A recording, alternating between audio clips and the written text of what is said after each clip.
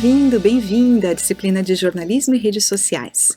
Meu nome é Ana Brambila, sou jornalista e eu vou te acompanhar nos caminhos e descaminhos do relacionamento humano. Porque no fundo é disso que as redes sociais tratam, né? Relação humana. Mas se esses laços tão humanos que acontecem nesses espaços, o que uma marca pode fazer lá? E um veículo jornalístico? Definitivamente, usar a rede social apenas como deságue da nossa produção, de notícias sobretudo, não dá. No fim das contas, ela vira uma pequena cópia dos nossos sites, onde a gente só publica links e links e links de conteúdos que a gente produz usando os mesmos processos de sempre. Convenhamos, isso não é ser social, né? Mas então, para que servem as redes, além de publicar o conteúdo que a gente produz? É aí que está o segredo da coisa. Vamos descobrir como usar essas plataformas para aquilo que elas justamente foram feitas, ou seja, socializar. Aliás, este vai ser o tema da nossa primeira aula, que também traz uma reflexão sobre a mudança de comportamento do usuário no consumo da informação. Vamos lá? Então, vamos ver o que as redes sociais reservam para o jornalismo.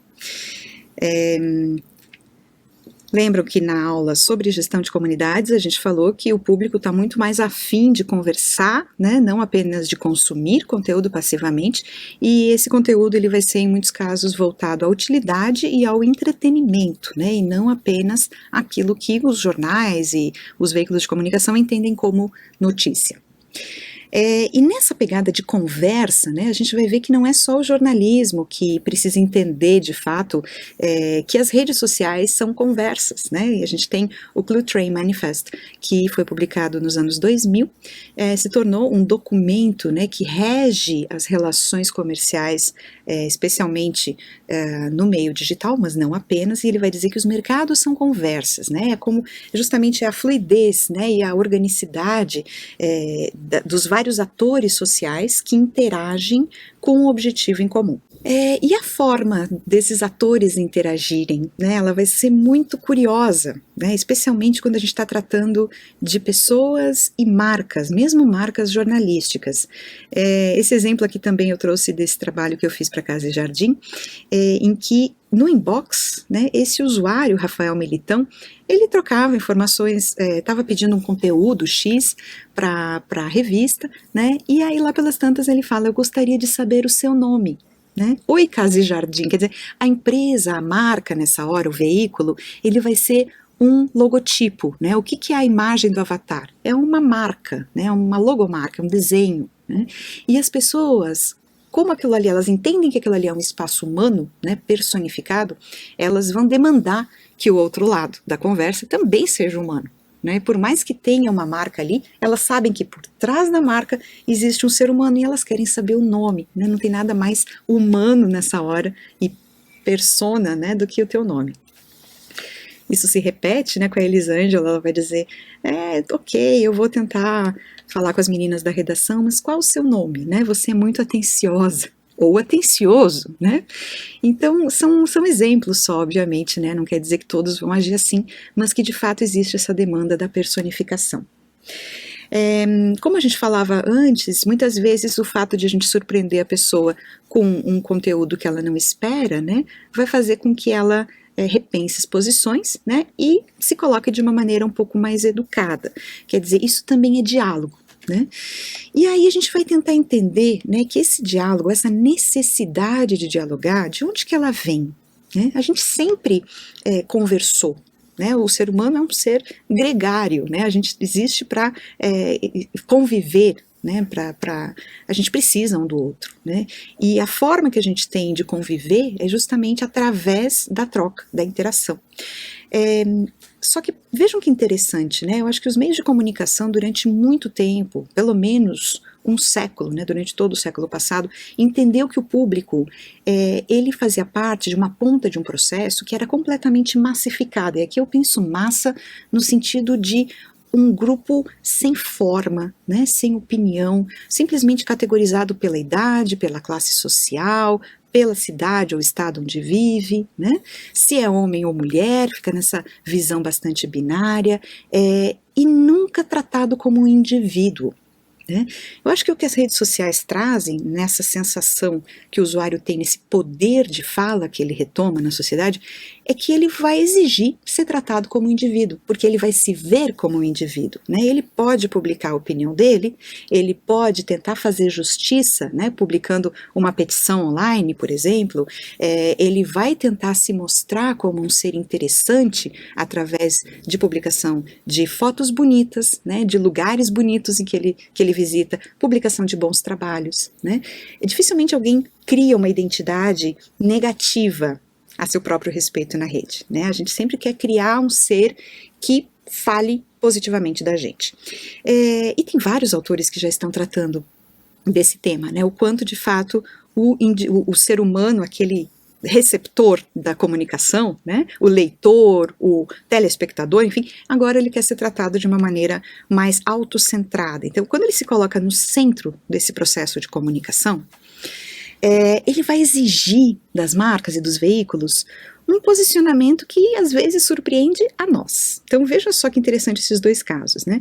A Josiane Costa, ela vai dizer que ela adora as receitas, né? Isso são comentários deixados em posts de links para reportagens, para receitas especialmente.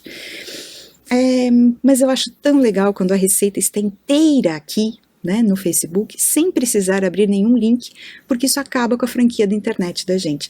Então, óbvio, né, ela quer o conteúdo onde ela está, ela não quer sair do ambiente que ela escolheu navegar, que no caso é a rede social, para então encontrar o conteúdo que ela quer. Percebam como esse usuário se coloca nesse centro, né, no lugar principal do processo da comunicação.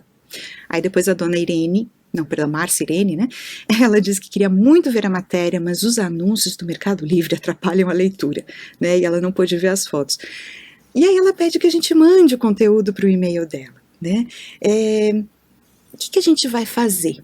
Né? A gente vai dizer para ela, olha, dona Márcia, a gente precisa dos anúncios, porque graças a eles a gente consegue oferecer o conteúdo gratuitamente. E eventualmente pode dizer isso para ela, né? É uma forma também de educar. Né, isso o autor Dan Gilmore também trata muito, se chama Media Literacy, ou seja, é a gente educar a sociedade civil, né, sobre o que é a mídia e sobre como a mídia funciona. Né? Agora, isso não vai mudar o comportamento dessas pessoas, né, e essa necessidade que elas têm de serem vistas como indivíduos e serem tratadas como indivíduos pelos veículos. Isso faz a gente pensar, né, no que mudou do ponto de vista econômico, sobretudo, né, quando a gente pensa em o que a economia, o que a rede social traz para a gente. Então, vale a gente comparar, né, a economia tradicional, em que a gente tem bens materiais, né, e, portanto, escassos, né, eu costumo brincar, assim, aquela história de um bem como uma caneta, por exemplo, né, eu tenho uma caneta e tu não tens a caneta, então eu te dou uma caneta. Legal, tu ficou com a caneta, eu fiquei sem caneta. Né? Então, esse é um bem que não pode se multiplicar, né? Ele sofre de escassez. Então, isso é uma economia tradicional que segue a lógica do commodity, ou seja, a marca, né, que comercializar essa mercadoria, ela vai ser avaliada por aquilo que ela produz, por aquilo que ela tem e por aquilo que ela é, que é uma questão de identidade.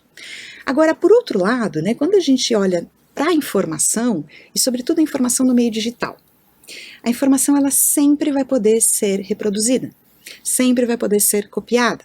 Se antes na internet, né, já existia a pirataria de livros, por exemplo, através da máquina copiadora de Xerox, né, ou então as pessoas gravavam o disco numa fita cassete, né, já existia essa cópia, essa reprodução, só que a qualidade daquela cópia ela era inferior à original.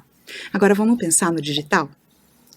Não tem perda de qualidade, né? Então, o MP3 que tu reproduz, que tu passa adiante, que tu anexa, sobe num arquivo, um site de compartilhamento, ou que anexa num e-mail, ele sempre vai ser igual, né? Então, se nós, na comunicação, simplesmente seguirmos a ideia da economia tradicional, de que a gente vai vender conteúdo, né, a conta não vai fechar. Então, nessa hora a gente também tem que estender um pouco a nossa compreensão de economia, né, e a rede social vai dizer pra gente o quê?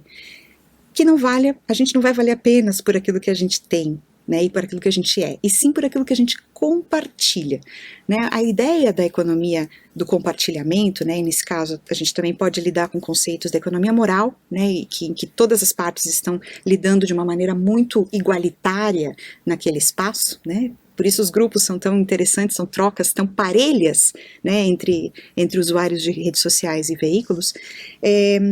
A economia da dádiva também pode nos ajudar nisso, né? Ela vai ajudar a gente a tentar entender um pouco esse caos, né, de informação, que é justamente a informação commodity, a informação que está por todos os lados hoje em dia, né? E a gente fala economia da dádiva porque ela cria aquela necessidade de relacionamento, né? E aí a gente volta para o comecinho da aula, que a gente falava por que as pessoas querem tanto conversar, né? Por quê? Porque quando eu compartilho uma informação contigo, né, a economia da dádiva vai dizer pra gente que eu estou criando em ti uma necessidade e um dever de me retribuir essa informação, né? Enfim, existem várias compreensões, mas a ideia do dar, receber e retribuir, né, é um círculo virtuoso, e isso sempre vai funcionando, né, para eu tentar manter as relações sociais, é muito importante nesse ambiente. Então, o que acontece, o que aconteceu até hoje, ainda acontece nos veículos que usam redes sociais simplesmente para colocar links, né, e esperar que as pessoas cliquem nesses links e vão para os seus sites. O interesse de quem está em jogo? Né, vocês podem dizer, ok, eu estou informando o meu público. Sim, mas para isso tu está cobrando do teu público que ele saia daquele ambiente, né, e que ele abra um navegador ou um aplicativo, né? Isso é um custo para ele, né? Então, nessa hora, tu está simplesmente passando aquilo que tu tens, né? Se tu compartilha algo, né, aquele público vai entender que a tua vontade de estar perto dele, ela é muito maior. Né? Não estou dizendo para a gente publicar o conteúdo na íntegra em rede social, de maneira alguma, né? Mas determinadas informações valem a pena ser compartilhadas, né? Inclusive aquelas que podem ser importantes para o público e que não são notícia, né? Como a gente comentou na aula também de gestão de comunidade. E aí é curioso, né? Porque quando a gente, como jornalista, publica essas informações nesses espaços e gera esse desejo de relação, a gente também está ajudando o público a viver nesse caos, né, que é o meio digital, ou seja, tanta informação, é muita informação, né? Eu falava que a economia tradicional se guiava pela lógica da escassez, né, do produto impresso, pelo produto material, e a economia digital, ela também vai ter uma ideia de escassez, só que não é de um produto material e também não é de informação. Por que será que a gente está sentindo falta hoje em dia? E eu diria para vocês que é tempo. E uma forma de a gente administrar o tempo é a gente fazendo escolhas muito mais assertivas, rápidas, né, que vão, de fato, fazer com que a gente tenha um bom uso daquele tempo, né? Por isso se fala tanto em curadoria de informação, né? Por isso se fala tanto em produtos, né, de entretenimento, como Spotify, como Netflix, né?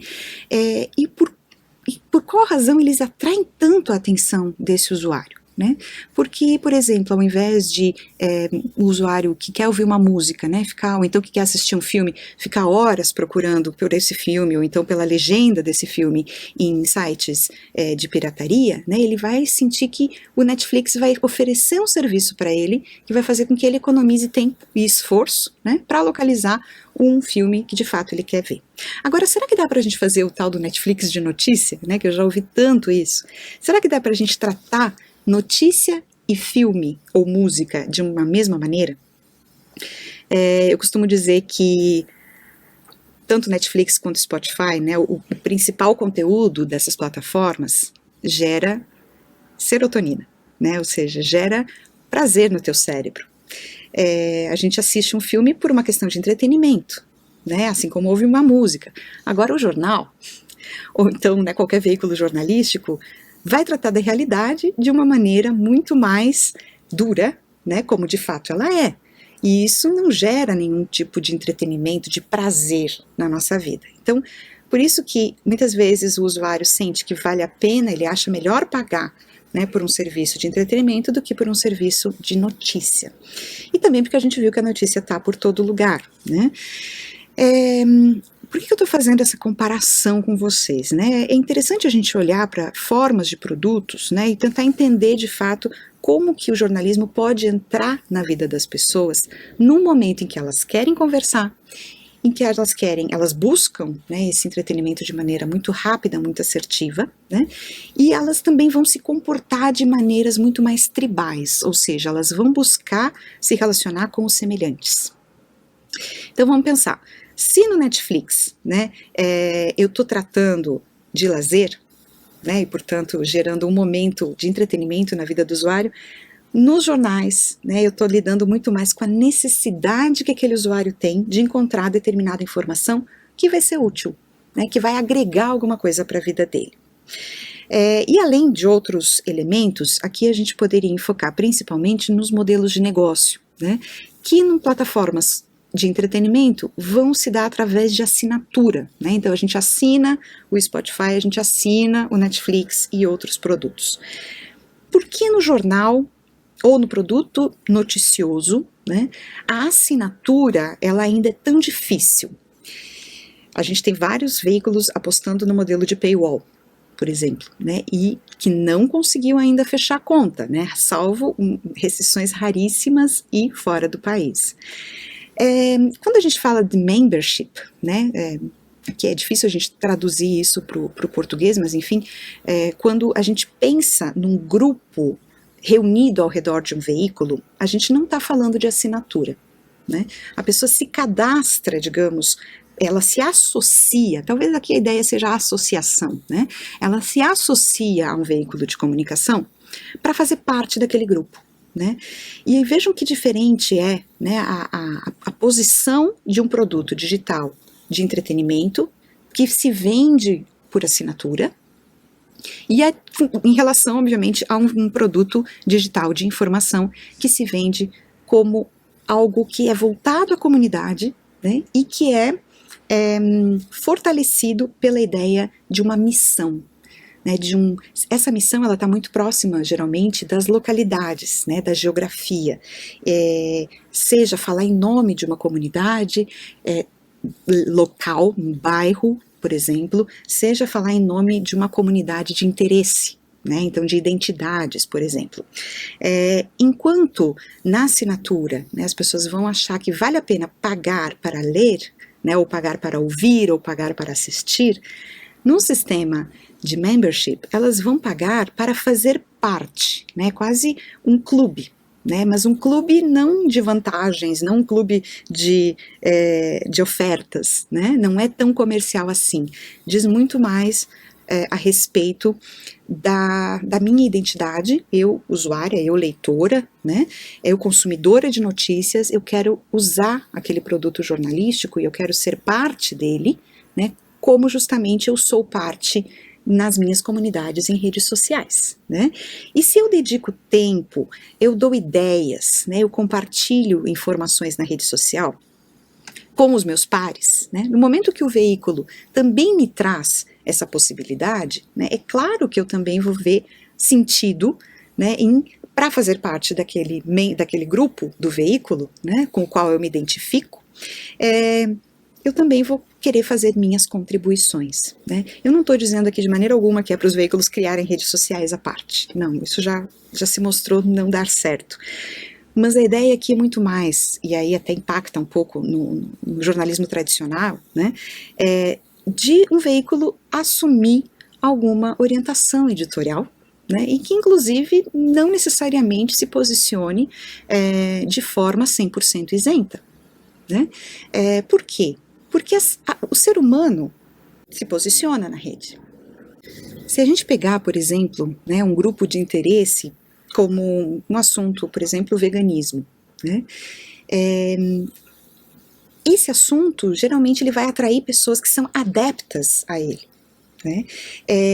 Quando um veículo ele, digamos, levanta essa bandeira como causa, né, ele também incentiva o veganismo, ele está correndo um risco, né, porque ele vai atrair as pessoas que são adeptas a ele, mas automaticamente ele vai repudiar as pessoas que não são adeptas e que em muitos casos são críticas a essa causa, né?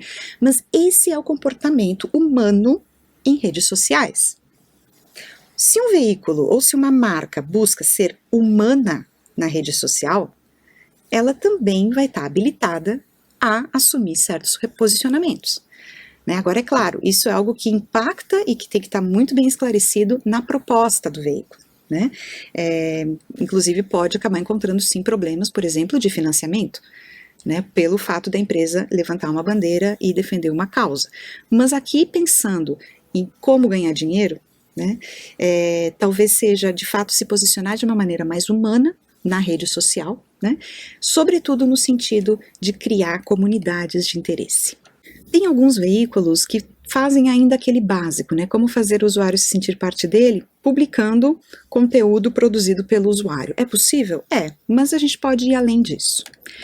Por exemplo, o PolitiFact, né, que é já um veículo bastante tradicional nos Estados Unidos, né, ele tenta criar essa sensação de membro na comunidade através de atividades. Por exemplo, ele vai oferecer eventos em que os sócios vão fazer parte, cafés virtuais, grupos, né, de discussão fechados, mentorias, né, os jornalistas da redação podem dar mentoria para essas pessoas, claro, elas fazendo parte desse grupo, o que é pago. Né? Essa outra rádio do sul da Califórnia, ela já vai tentar direcionar ou associar o trabalho dela com outros benefícios, né? Então, por exemplo, você paga pra gente, você doa, na verdade eles usam o termo doar, né? Mas você paga para ser parte da nossa comunidade e uma parte desse dinheiro a gente vai destinar para uma causa, né? Você escolhe a causa, por exemplo, alimentar animais de rua, ou então refeições para famílias carentes, né? Ou ainda kits de emergência, né, de primeiros socorros para a população carente também. Enfim, isso tudo vai ser associado, né, àquilo que o veículo pode oferecer. La Silla Vacía é um veículo da Colômbia que acabou também se espalhando por vários países latino-americanos. Eles criaram um conselho de leitores, que obviamente vai ser algo destinado apenas para os membros da comunidade, né? Eu poderia dizer apenas para assinantes, mas a relação é outra, né? A gente já viu que o assinante é puramente comercial e os membros dessa comunidade, eles realmente vão estar mais engajados com o veículo. Que mais? O Berkeley Site, né, ele vai oferecer, de acordo com o valor da contribuição desse usuário, ele vai oferecer um pacote, né, de benefícios e que pode ser happy hours, pode ser encontros com os jornalistas, enfim. O que a gente sempre diz é, por favor, não entenda que uma comunidade se faz através de doação de brindes, né? Então, seja parte da nossa comunidade, do nosso veículo, né? Pague um X e a gente te dá uma camiseta com o logotipo do nosso veículo, ou uma caneca, enfim. Isso não é comunidade, isso não tem causa por trás, certo? Quando eu falo causa, não é somente causa humanitária, social, enfim. Muitas vezes são valores, né? Valores de vida que o veículo retrata. Agora, claro, né, lembrando sempre que um tipo de atividade, assim como essa, né, de criar comunidades ao redor da marca de um veículo, que pode ser na rede social ou dentro do veículo, vai demandar uma grande humildade por parte dos jornalistas, porque ele vai ter que aprender a ouvir as pessoas, né?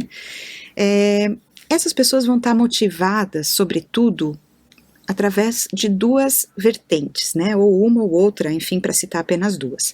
Mas o Clay Shirky vai tratar da motivação através do âmbito de ela ser intrínseca ou de ela ser social. A diferença entre elas é a seguinte: a motivação intrínseca, ela vai se dar a partir do momento em que a pessoa, ela quer mostrar para o mundo que ela sabe. Então, ela grava um tutorial, né, ela coloca aquele tutorial no YouTube, ou ela posta na comunidade dela, com aquele interesse de ganhar capital social, né? Quando a motivação é social, ela está muito mais embasada no altruísmo, né? Então, eu tenho uma informação e eu acho que essa informação ela é relevante para outras pessoas do meu grupo, então eu vou lá e compartilho essa informação na minha comunidade. Então, seja de um jeito ou de outro, vale a pena nós, como jornalistas, incentivarmos essa colaboração. E aí a gente chega num outro tipo de jornalismo, né, que vem ganhando bastante força nos últimos 2, 3 anos, que é o Dialogue Journalism. Se a gente lembrar, a rede social é um espaço de diálogo, né, especialmente entre seres humanos, e as marcas também tentam atuar como seres humanos nessa hora, o Dialogue Journalism, ele vai justamente tentar fazer com que o diálogo aconteça. Ele começa na rede social, né, e também se estende para grupos presenciais.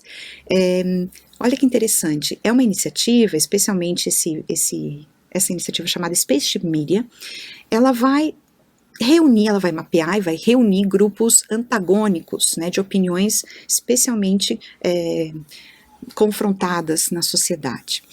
E vai trazer essas pessoas para uma mesma comunidade em rede social ou ainda para uma mesma sala. O jornalista nessa hora vai ser esse mediador. E aí eles têm um pequeno roteiro de perguntas, né, e que às vezes a gente não se faz quando pensa num oponente. Né? Por exemplo, o que você pensa a respeito do seu oponente? A gente está tão preocupado às vezes em querer mostrar que a gente está certo, né? Em querer dizer que o nosso posicionamento é o correto, que a gente não pensa no ponto de vista de quem está do outro lado. Né? Depois eles perguntam, o que você acha que o seu oponente pensa sobre você? Né? Então ele te faz colocar no lugar do oponente. Depois eles perguntam, o que você gostaria que ele soubesse a seu respeito? Né? É o teu momento de tentar te apresentar para o teu oponente. E por último, o que você gostaria de saber dele. Então, isso justamente tenta fazer com que as pessoas conversem, né, algo que está tão difícil hoje em dia, sobretudo em redes sociais, e de uma maneira organizada.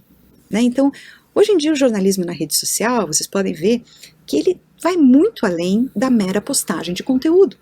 A gente precisa usar a rede social para aquilo que ela de fato foi feita, ou seja, o diálogo, a conversa e de preferência de maneira bem informada e construtiva.